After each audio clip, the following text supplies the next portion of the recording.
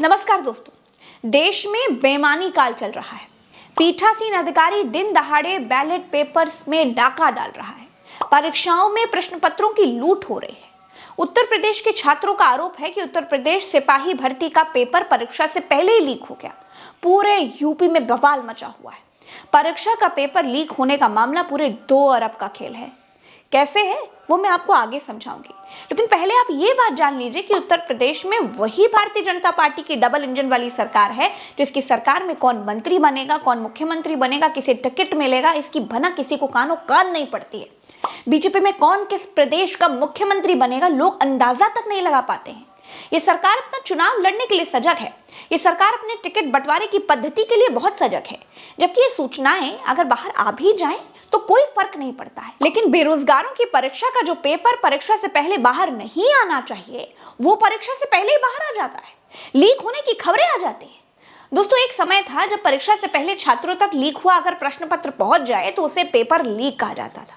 लेकिन ये तो राम राज है। अब ऐसा नहीं होता है।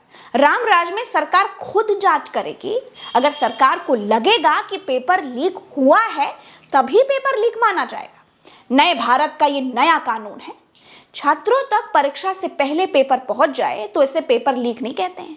सरकारी अधिकारी जांच करके पेपर लीक के बारे में बताएंगे। अगर अधिकारी बताएगा कि पेपर लीक हुआ है तभी पेपर लीक हुआ कहलाएगा। अब सवाल ये उठता है कि क्या उत्तर प्रदेश पुलिस प्रोन्नति बोर्ड के अधिकारियों में इतना दम है कि वो राम राज में दाग लगाने की हिमाकत कर पाएंगे? जवाब तो आपको मालूम ही है। दोस्तों, सरकार ने कहा है कि यूपी पुलिस कांस्टेबल भर्ती परीक्षा के पेपर लीक मामले की जांच करवाएगी। 17-18 फरवरी को हुए पुलिस कांस्टेबल भर्ती परीक्षा का पेपर लीक होने की बातें सच थी या फिर झूठ थी, इसके लिए जांच कमेटी बना दी गई है। दोस्तों, करीब 50 लाख छात्रों ने यूपी पुलिस कांस्टेबल की परीक्षा दी है। एक फॉर्म भरने में करीब 400 की फीस लगी है। इस हिसाब से अगर आप देखें तो चुनाव से पहले सरकार ने 2 अरब रुपए अंदर कर लिए हैं। बेरोजगारी से पैसा बनाने का यह भी एक तरीका है।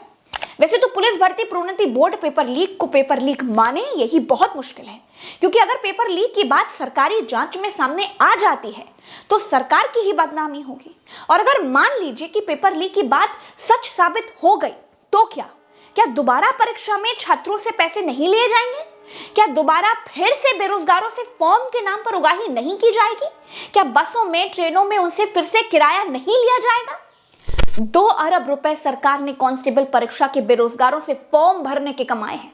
रेलवे ने टिकट के नाम पर कितनी कमाई की होगी, रोडवेज ने कितनी कमाई की होगी, उसका कोई हिसाब ही नहीं है। देश में बेरोजगार सरकार का खजाना भरने के सबसे आसान तरीके बन गए हैं। सबसे आसान शिकार समझ लीजिए आप इन्हें। यूपी का इतिहास है कि सरकार चाहे जिसकी भी रही हो, चुनाव से पहले कोई भी बड़ी परीक्षा जरूर होती है। अब उसमें या तो पेपर लीक हो जाता है या फिर जो नई सरकार आती है वो पुरानी भर्ती में कमियां निकालती है। दोस्तों, महोबा, ललितपुर, एटा समेत पूरे उत्तर प्रदेश में सिपाही भर्ती परीक्षा के पेपर लीक को लेकर बहुत बवाल मचा हुआ है। पेपर लीक करने की कोशिश और ठगी के आरोप में 244 लोगों को गिरफ्तार भी किया गया है। लेकिन फिर भी यूपी पुलिस परीक्षा शांतिपूर्ण और निष्पक्ष ढंग से कराने का दावा करती नजर आ रही है। इसे ये लोग निष्पक्षता कहते हैं। तो फिर पेपर लीक को क्या कहेंगे? खैर, पेपर लीक और धांधली की जांच के लिए आयोग बना दिया गया है। ये दिखाता है कि दाल में बहुत कुछ काला है। दोस्तों, महोबा, ललितपुर और एटा में अभ्यर्थियों ने लिखित परीक्षा की सुबह व्हाट्सएप पर पेपर लीक होने की बात कहकर हंगामा शुरू कर दिया। अभ्यर्थी अब री एग्जाम की मांग कर रहे हैं। एटा में पुलिस भर्ती परीक्षा का पेपर लीक का आरोप लगाते हुए छात्रों ने हंगामा कर दिया। पुलिस भर्ती परीक्षा देने वाले सैकड़ों की संख्या में पहुंचे छात्रों ने जिला अधिकारी कार्यालय पर पुलिस परीक्षा दोबारा कराए जाने के नारे लगाए। छात्रों का आरोप है कि मेहनत करने वाले अभ्यर्थियों के साथ ये नाइंसाफी हुई है। पुलिस सिपाही भर्ती परीक्षा दोबारा से होनी चाहिए। यूपी में नकल गिरोह किसी और की जगह पर पेपर देने आए और कई आरोपों में आरोपियों को पकड़ा गया है। और फिरोजाबाद में तो पुलिस ने नकल गिरोह के 20 मेंबर्स को पकड़ा है, जिनमें से 2 यूपी पुलिस के सिपाही हैं। जाल फैला हुआ है और इस जाल को अगर आप ठीक से देखेंगे तो पाएंगे कि यूपी पुलिस की सिपाही परीक्षा में एक पुलिस नकल कर रही है, एक पुलिस नकल रहित और पेपर लीक रहित परीक्षा की दावा कर रही है। तीसरी तरफ यूपी का पुलिस प्रोन्नति बोर्ड पेपर लीक की जांच भी कर रहा है।